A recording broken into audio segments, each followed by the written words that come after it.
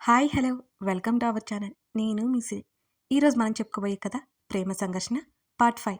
కథలోకి వెళ్లే ముందు వీడియోని లైక్ చేసి హైప్ చేయండి. కృష్ణ పద నాన్న. ఆ అమ్మాయి వైపు చూస్తున్న కృష్ణని పిలిచింది జానకమ్మ. ఆ అమ్మ. మనసు ఆమె వైపు లాగుతుంటే భారంగా బండి వైపు కదిలాడు రేవంత్ కృష్ణ. త్వరగా బండిని కదిలించాడు. జానకమ్మని ఇంటికి వేగంగా తీసుకెళ్లాడు. కృష్ణ మళ్ళీ ఎక్కడికి అని తల్లి అడగడంతో మధు మధు వస్తానన్నాడమ్మా, కలుద్దామని వెళ్తున్నా. మొదటిసారి తల్లికి అబద్ధం చెప్పాడు రేవంత్ కృష్ణ. మాధవ్ కృష్ణ ఫ్రెండు. అతనిది సీతాపురం. పక్క ఊరైన రామచంద్రపురమే. ఇంటికి రమ్మని పోయావా? మన ఊరి మొదట్లో ఉన్నాడట, తీసుకొస్తారు అని ఇంకో మాటకి తావివ్వకుండా వేగంగా గుడివైపుకి కదిలాడు రేవంత్ కృష్ణ. గుడిలో మొత్తం వెతికాడు. ఆ అమ్మాయి జడ కనిపించలేదు. నిరుత్సాహం ఆవహించేసింది అతన్ని. అప్పటికే చీకట్లు ముసురుకున్నాయి. ఇంటివైపుకి వెనుతిరిగాడు. ఆమె కనిపించలేదని అతని మనసంతా భారంగా ఉంది. మెల్లిగా గుడి నుంచి ఊరి వైపుకి బండిని ఉరికించాడు. ఎవరో ఇద్దరు అమ్మాయిలు నడుచుకుంటూ వెళ్తున్నట్టు కనిపించింది. ఒక అమ్మాయి పసుపు రంగు బట్టల్లో నడుము కిందకి లయబద్ధంగా ఊగుతున్న ఆమె నడకతో పాటు ఊగుతున్న వాలుజడ. ఆ పక్కన ఇంకొక అమ్మాయి చిలకపచ్చ రంగు బట్టల్లో మూరెడు పొడవు జుట్టు విరబోసుకుని ఉంది. వారిలో ఆ వాలుజడని ఎక్కడో చూసినట్టు అనిపించింది అతనికి. కోనేటి దగ్గర అమ్మాయి తనైతే బావుండు అని మనసులోనే అనుకున్నాడు. వారికి చేరువయ్యే కొద్దీ మళ్ళీ అతని గుండె వేగంగా కొట్టుకోసాగింది. కాస్త కంగారుగా అనిపించింది అతనికి కూడా. వారి పక్కగా బండి పోనిస్తూ ఒకసారి ఆ అమ్మాయిని చూసి ముందుకు తల తిప్పాడు కృష్ణ. అతని మనసు గాలిలో తేలిపోతోంది. అవును, కోనేటి దగ్గర కనిపించిన ఆమె ఈ వాలుజడమ్మాయి. అతని కళ్ళు కోటి కాంతులతో వెలుగొందుతున్నాయి. పట్టరాని సంతోషంగా ఉంది అతనికి. మళ్ళీ ఆమె తన కంటపడినందుకు చాలా సంతోషంగా ఉన్నాడు. తన ఊరిలో తనకే తెలియని అమ్మాయి ఎవరై ఉంటారు? ఇంతవరకు ఆమెను చూసిందే లేదు. ఇదే మొదటిసారి. ఎవరింటికైనా వచ్చిన బంధువా? ఆ పక్కన అమ్మాయిని గమనించలేదని తన్ని తానే తిట్టుకున్నాడు. బండిని తమ ఊర్లో 4 కూడలి దగ్గర ఆపాడు. ఆమె రాకకై ఎదురు చూడసాగాడు. శరీరానికి నీటి స్పర్శ తగలడంతో గత జ్ఞాపకాల్లోంచి బయటకొచ్చాడు రేవంత్ కృష్ణ. చుట్టూ చూశాడు. ఇద్దరు పిల్లలు స్నానాలు చేసి వెళ్తుంటే తన మీద నీళ్లు పడ్డాయని అర్థమైంది అతనికి. మరలా నీటి వైపు దృష్టి సారించాడు. అప్పటి సంఘటన కళ్ళ ముందే ఇంకా ఉన్నట్టు అనిపిస్తోంది అతనికి. అవన్నీ తలుచుకుంటూనే కళ్ళు మూసుకొని ఆమె రూపాన్ని పదే పదే గుర్తు చేసుకోసాగాడు. నిజానికి ఆమె రూపం అతనికి పదే పదే గుర్తుకొస్తోంది. నువ్వు ఏదో చేస్తావని భయపడి చెప్పట్లేదు. నేను నిన్ను ఎంతగా నమ్మే నా స్నేహితుడు నన్ను అర్థం చేసుకోలేదని బాధతో చెబుతున్నాను. నువ్వు నన్ను అవమానించావు, అనుమానించావనే ఊహ కూడా భయంకరంగా ఉంది. ఇవన్నీ జరగకూడదనే అసలు విషయం నీకు చెబుతున్నాను నందు. ఇక నుంచైనా నా దారికి అడ్డురావని అనుకుంటున్నాను అని చెప్పడానికి సిద్ధంగా ఉన్నట్టు బలంగా ఊపిరి తీసుకుని 2 అడుగులు ముందుకు వేసింది రాగమాలిక. మౌనంగా ఆమె చెప్పేది వింటున్నాడు నందు. మీ మావయ్య రేవంత్ కృష్ణ గారు నా తండ్రి. ఆయన భార్య నాకెలా తెలుసు అన్నావు కదా? ఆమె నన్ను కన్న తల్లి. రేవంత్ కృష్ణ చంద్రిక గార్ల కూతుని నేను. వారితో నాకేంటి సంబంధం అన్నావు కదా? ఇప్పుడు అర్థమైంది కదా ఆ సంబంధం ఏంటో అని చెప్పి నందు వైపు చూసింది రాగమాలిక. రాగా రాగా నువ్వు చెప్పేది నిజమా అని ఒక్కో మాట కూడబలికాడు. అంతటి ఆశ్చర్యంలో ఉన్నాడతను. మామయ్య భార్య లేదు, చనిపోయిందని తెలుసు అతనికి. అప్పటికి వారికి పిల్లలు లేరు. మరి రాగ వాళ్ళ కూతురు ఎలా అవుతుంది? తనకొచ్చిన సందేహం వెళ్ళబుచ్చాడు నందు. ఇప్పుడు అత్తయ్య బ్రతికే ఉందా? కంగారుగా అడిగాడు. రాగమాలిక నుండి మౌనం సమాధానమైపోయింది. ఆమె కళ్ళు వర్షించడానికి సిద్ధంగా ఉన్నాయి. రాగా చెప్పు అని మరోసారి అడిగాడు నందు. నీకు కావలసిన సమాధానం చెప్పారు. ఇక నీకేం చెప్పాల్సిన అవసరం లేదు నాకు. ఇప్పటికైనా నన్ను అనుమానించమని అనుకుంటున్నాను అని స్థిరంగా చెప్పితే రాగమాలిక. మరి ఇదంతా మామయ్యకి చెప్పొచ్చు కదా నువ్వు అని అడిగాడు నందు. నేనేం చేయాలో నాకు తెలుసు. ఇక నువ్వు నాకేం చెప్పకు. రాగా మూర్ఖంగా బిహేవ్ చేయకు. ఇంకొకటి విను, నీ మీద నాకు ఏ అనుమానం లేదు. నువ్వేమి దాస్తున్నావో తెలుసుకోవాలని అలా అన్నానంతే. ముఖ్యంగా నువ్వు చెప్పేది నమ్ముతున్నాను నేను. పద, మామయ్యకి నిజం చెప్దాం. చాలా సంతోషపడతారు. అత్తయ్య అంటే ప్రాణం మామయ్యకి. రాగా ఇప్పుడే చెప్పిద్దాం అని చెప్తూ రాగమాలిగా చేతిని పట్టుకున్నాడు నందు. ఏమని చెప్పమంటావు ప్రద్యు? నేను మీ కూతుర్ని అని చెప్పేస్తే నమ్ముతారా? ఇంట్లో అందరూ నన్ను ఒప్పుకుంటారా అని అడిగింది రాగమాలిక. తప్పకుండా నమ్ముతారు రాగా. మావయ్యకి అత్తయ్య అంటే ప్రాణం. ఆ విషయం అందరికీ తెలుసు. నేను ఇప్పుడే చెప్పదలుచుకోవట్లేదు. నాన్నకి అమ్మంటే ప్రాణం. నేను నమ్ముతాను. నేను తన కూతుర్ని అంటే ఎలా నమ్ముతారు? నీకు నాకు తెలియనివి చాలా ఉన్నాయి. ప్లీజ్ ప్రద్యు, ఇవన్నీ ఇప్పుడే బయట పెట్టకో. మా బాబాయ్ రావాలి. ఇంకా కొన్ని విషయాలు తెలియాలి నాకు అని నందు వైపు చూసింది బ్రతిమాలినట్టుగా రాగమాలిక. రాగా, నువ్వు మావయ్య కూతురని తెలియగానే చెప్పలేని ఆనందంగా ఉంది నాకు. నువ్వేం తెలుసుకోవాలి అనుకుంటున్నావో వాడికి ఏమేమి చేయాలో చెయ్యి. నీ వెంట నేనుంటాను. అసలు అసలు ఈ ఆనందం తట్టుకోలేకపోతున్నాను నేను. మావయ్య ఇన్నాళ్ళు బాధ నీ వల్ల తీరబోతుంది అని రాగమాలికను హత్తుకున్నాడు నందు. అతను హఠాత్తుగా హత్తుకోవడంతో ఉలిక్కిపడి వెంటనే తేరుకుని అతన్ని దూరం నెట్టింది రాగమాలిక. ఏం చేస్తున్నావు అని ఉరిమి చూసింది అతన్ని. ఓ సారీ సారీ, ఏదో ఎక్సైట్మెంట్లో అని నవ్వాడు నందు. ఇక నా దారికి అడ్డురాకు సీరియస్గా చెప్పింది రాగమాలిక. ఇంకొక విషయం రాగా, అత్తయ్య ప్రాణాలతోనే ఉంది కదా ఆశగా అడిగాడు నందు. అతని కళ్ళలోకి ఒకసారి చూసి లేదు అంది. అంటే అంటే అత్తయ్య? ప్లీజ్ ప్రత్యు, బాధగా చెప్పి ముఖం పక్కకు పెట్టుకుంది రాగమాలిక. సారీ రాగా అని అన్నాడు. మౌనంగా ఉండిపోయింది ఆమె. మీ నాన్న ఎక్కడున్నారో తెలుసా అని అడిగాడు. ఇటువైపే కదా వెళ్ళారు అంది. అటువైపు కోనేరు ఉంది, అక్కడికే వెళ్ళారు. గర్భగుడిలోకి వెళ్లకుండా అటు వెళ్లారు? కోనేట్లో మునిగి లోపలికి వెళ్లారా అని అడిగింది రాగమాలిక. కాదు, అత్తయ్యని మామయ్య మొదటిసారి చూసింది ఈ కోనేటి దగ్గరే అట. ఎప్పుడు గుడికొచ్చినా మొట్టమొదట ఇక్కడికే వెళ్తారు అని నవ్వుతూ అన్నాడు నందు. నీకెలా తెలిసింది అన్నట్టు చూసింది రాగమాలిక. నువ్వంతా అనుమానంగా చూడకు. నాకు మా అమ్మ చెప్పిందిలే. మీ అమ్మ నాన్నల ప్రేమ కథలో మా అమ్మ కూడా ఉంది అని అన్నాడు భుజాలెగరేస్తూ నందు. నీకు తెలుసా వాళ్ళ ప్రేమ కథ? లేదు, అమ్మని అడిగితే సమయం వచ్చినప్పుడు చెప్తానులే అనేది.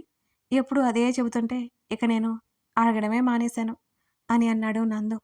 మరి తాతయ్య గారు నాన్నగారు ఇద్దరికి మాటలేవెందుకు? ఎప్పటినుంచో ఉన్న సందేహం బయటపెట్టింది.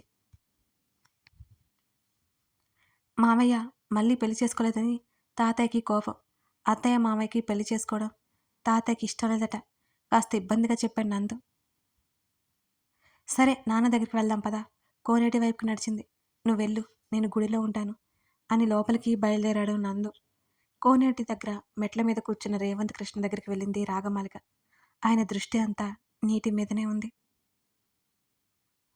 అంకుల్ ఆమె మెల్లిగా పిలిచింది. కృష్ణ పక్కన కూర్చుంది. ఆ పిలుపు పిలవడానికి ఆమెకి ఎంత కష్టంగా ఉన్నా తప్పట్లేదు. తల తిప్పి రాగమాలికను చూసి చిన్నగా నవ్వాడు రేవంత్ కృష్ణ. ఎక్కడ కూర్చున్నారేంటి అంకుల్ అని అడిగింది అతను ఏమి చెబుతాడో అనుకుంటూ. ఈ ప్రదేశం అంటే నాకు చాలా ఇష్టం తల్లి. ఇక్కడ కూర్చుంటే నా మనసుకు చాలా హాయిగా ఉంటుంది అని నీటి వైపు చూస్తూ చెప్పాడు. ఎందుకు అంకుల్ మరలా అడిగింది. నా భార్యని చూసింది ఇక్కడే మొదటిసారి. తను ఎక్కువగా గుర్తుకొస్తుంటే ఇక్కడికే వస్తుంటాను అని చెప్పాడు ఏమాత్రం చూపు తిప్పకుండా అతను. ఆమంటే అంత ప్రేమ మీకు? ఆయన్నే చూస్తూ అడిగింది రాగమాలిక. చిన్నగా నవ్వి రాగమాలిక వైపు తల తిప్పి ప్రేమో ఏమో, నేను తనే నేను బదిలిచ్చాడు. రాగమాలిక కళ్ళు తడితేరాయి. కృష్ణ చూడకుండా కళ్ళు తుడుచుకుంది. మీకు ఎలా దూరమైంది అంకుల్ మీ భార్య అని అడిగింది రాగమాలిక. విధి తల్లి విధి. మనం ఎంత జాగ్రత్తగా ఉన్నా తన పని తను చేసుకుపోతుంది. విధి నుంచి తప్పించుకోలేం. ఇంకా చెప్పబోయేలోపు మావయ్య రాగా అని పిలుస్తూ అక్కడికొచ్చాడు నందు. వీడొకడు ఎప్పుడు ఇంతే, సరిగ్గా మంచి సమయానికి వచ్చి తగలడతాడు. మొత్తం జడగొడతాడు అని నందుని సీరియస్గా చూసింది రాగమాలిక. రాగమాలిక చూపులకు తడబడి కృష్ణ వైపు చూపు తిప్పి మావయ్య అమ్మమ్మ పిలుస్తుంది, హారతిస్తున్నారు, రమ్మని చెప్పమంది అని చెప్పాడు నందు. సరే పదండి అని లేచి గర్భగుడి వైపుకి నడిచాడు రేవంత్ కృష్ణ. ఇదేంటి రాగ ఎలా చూస్తుంది అనుకుని రా రాగా అన్నాడు వెర్రి నవ్వొకటి నవ్వి.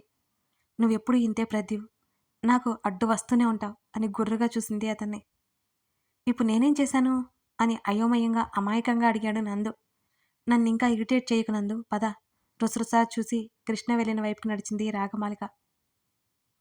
వెళ్తున్న ఆమెను చూస్తూ నిన్నెలా నా దారిలోకి తెచ్చుకోవాలో, నేను ఎన్ని తిప్పలు పడాలో, ఇంత మొండిదనమేంటి అని తల మీద చేతులు పెట్టుకొని అనుకున్నాడు ప్రద్యుమ్నానంద. బాబాయ్ ఎప్పుడు మీరొచ్చేది అని ఫోన్లో అడిగింది రాగ. ఇవాళ నీ ఫ్రెండ్స్ వస్తున్నారు రాగా, మేము ఇంకో 4 రోజుల్లో వచ్చేస్తాంలే. ఏదైనా ఇబ్బందిగా ఉందా అక్కడ అని రాగ బాబాయ్ అడిగాడు. అలాంటిదేమీ లేదు బాబాయ్. మీ ఫ్రెండ్‌కి మా అమ్మ అంటే పిచ్చి ప్రేమ. ఆమె కళ్ళల్లో నీళ్లు తేలియాడాయి. ఆ విషయం నాకెప్పుడో తెలుసు రాగా. నువ్వు చెబితే నమ్మవు కానీ ఇప్పుడు నమ్ముతున్నాను బాబాయ్. ఆయన ఎప్పుడెప్పుడు నన్ను దగ్గరికి తీసుకుంటారా అని నేను ఎదురు చూస్తున్నాను బాబాయ్ అని అంది లోగొంతుకతో. నువ్వు ఈ విషయం చెప్పేస్తే ఇప్పుడే నిన్ను తన యువరాణిగా నెత్తిన పెట్టుకుంటాడు వాడు అని చెప్పాడు.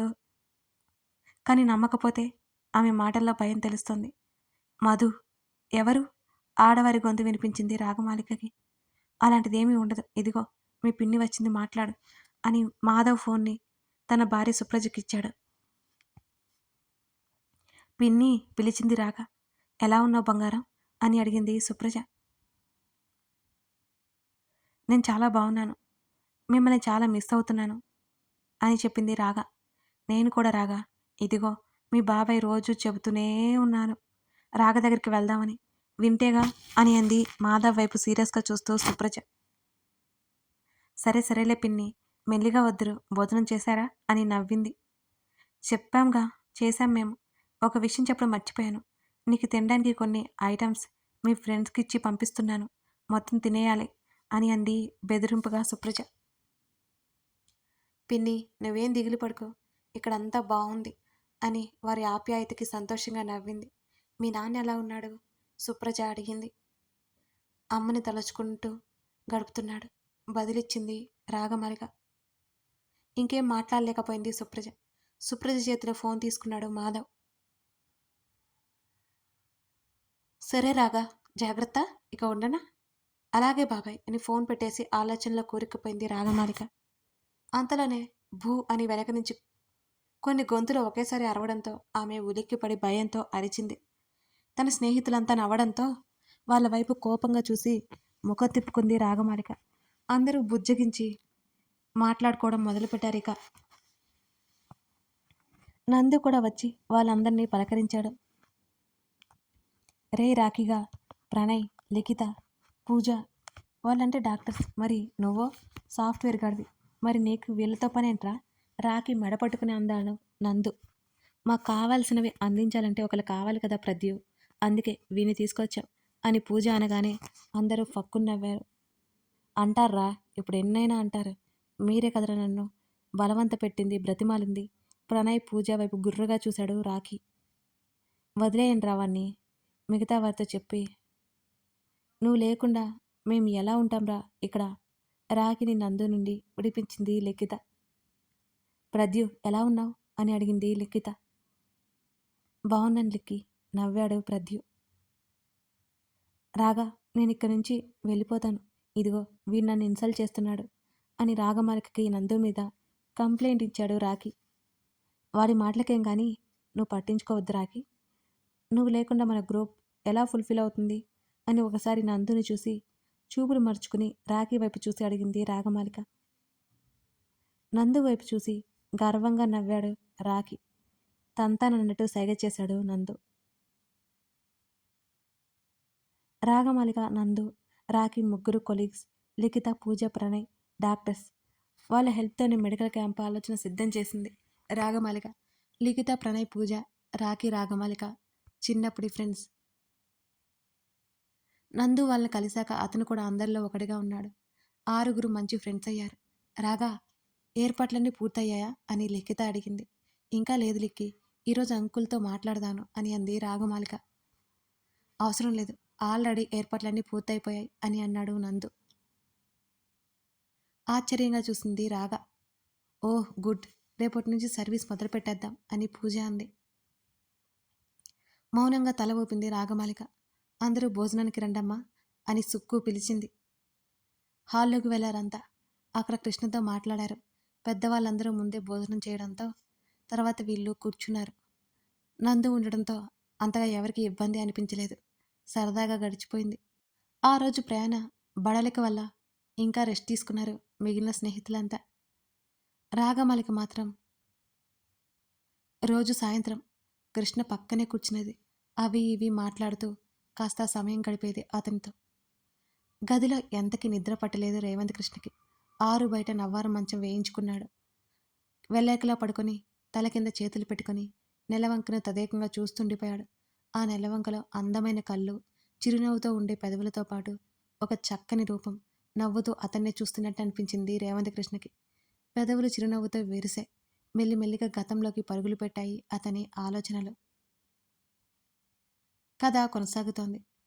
ఇదన్నమాట రాగమాలిక రేవంత్ కృష్ణకి మధ్య ఉన్న బంధం. రాగ ఎందుకని తన తండ్రితో ఇంకా విషయం చెప్పలేకపోతోంది? రాగ ఏం తెలుసుకోవాలనుకుంటుంది? రేవంత్కి ఎప్పుడు రాగ తన కూతురన్న విషయం తెలుస్తుంది? అలాగే రేవంత్ కృష్ణ గుర్తు చేసుకునే అమ్మాయి ఎవరు? ఇవన్నీ తెలుసుకోవాలి అంటే ఈ కథను మీరు పూర్తిగా చూడాల్సిందే. మరోసారి చెప్తున్నానండి, అస్సలు మిస్ చేయకండి. ఒక 90s లవ్ స్టోరీ కూడా మీకు ఈ స్టోరీలో వస్తుందండి. మంచి ఫీల్తో ఉంటుంది. Thank you for watching this video.